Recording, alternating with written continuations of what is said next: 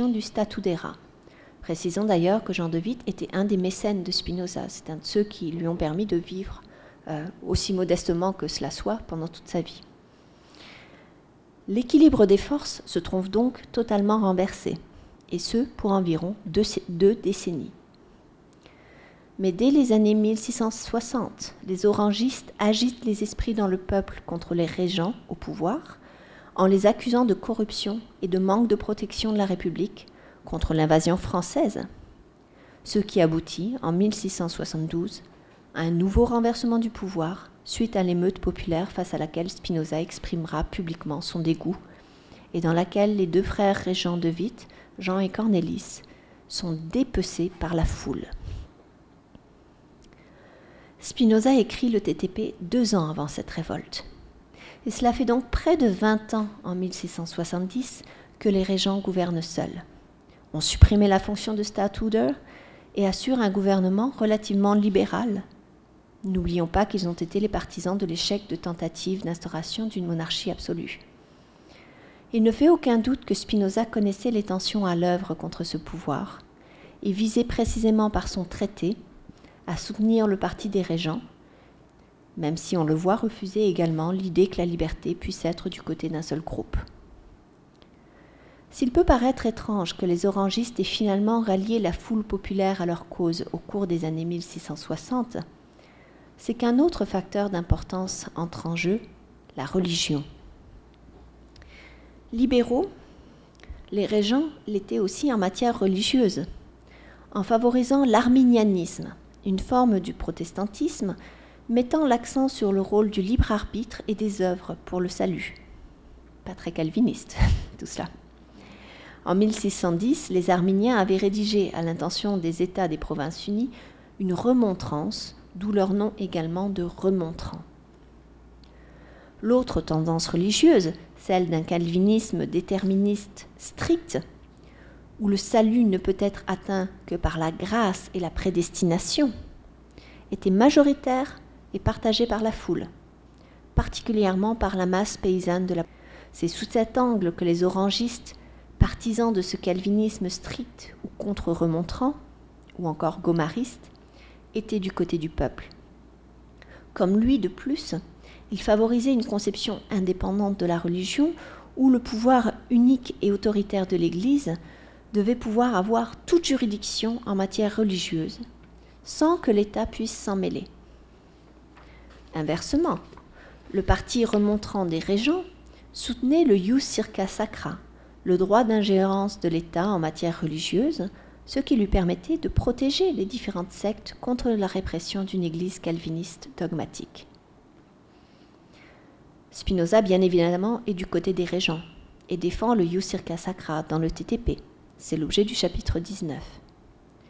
Il a d'ailleurs accepté une pension de la part du Parti républicain, après avoir refusé la chaire de philosophie à Heidelberg que lui offraient les lecteurs palatins. On se souvient qu'il justifie son refus par sa crainte de perdre sa liberté de parole en étant à un tel poste.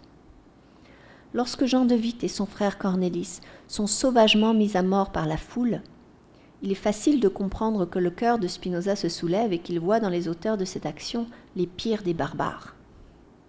Il placarde les murs de la haie de ces seuls 2 mots en latin, ultimi barbarorum.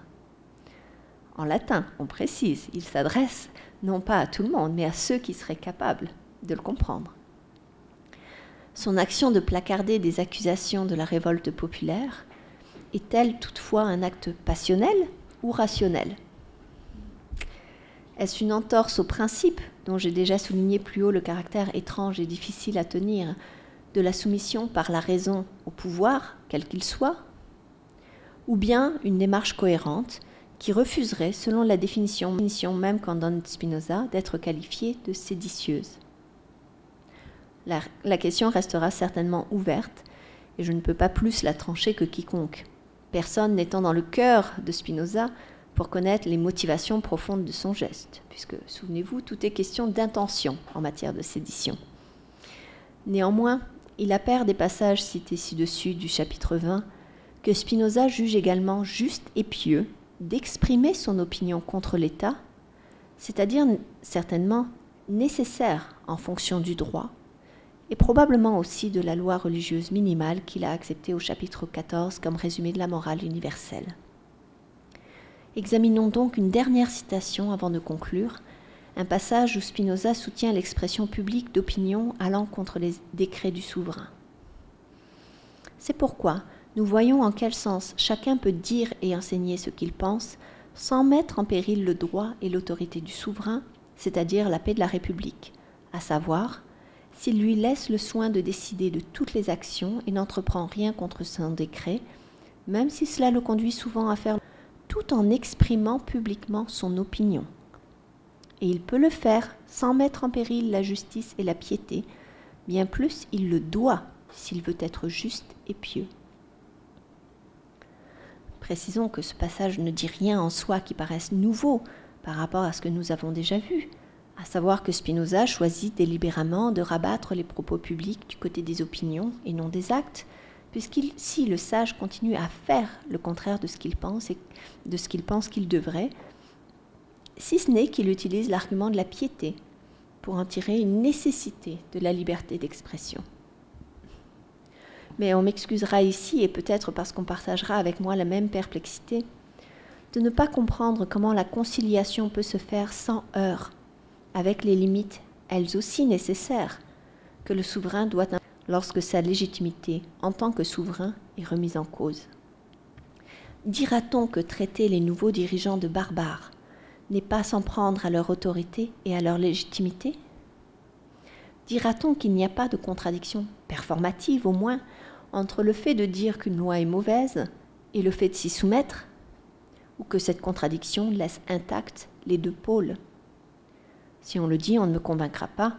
Peut-être la discussion permettra-t-elle d'éclairer ce point. Pour ma part, après avoir exposé plusieurs problèmes reliés à la défense de la nécessité de la liberté d'opinion et d'expression par Spinoza, notamment dans le passage constant qu'il opère entre des arguments théoriques et des arguments pragmatiques, et les avoir écartés pour la plupart comme non décisifs, voire comme de faux problèmes dans le contexte spinoziste, je bute de nouveau sur la légitimité de Spinoza à inclure à tout prix l'expression publique de la parole dans les libertés à préserver. Puisque c'est aussi cette expression publique qui, sous une certaine forme, et une forme difficile à discriminer, comme dans le cas du geste de Spinoza lui-même en 1672, est l'objet d'une non moins nécessaire répression par le souverain. Spinoza joue sur les deux facettes, le droit du peuple et le droit du souverain. Et en conclusion, il me semble qu'il n'est pas sûr que les deux puissent coïncider et coexister de manière absolue, comme il croit pouvoir le montrer. Merci.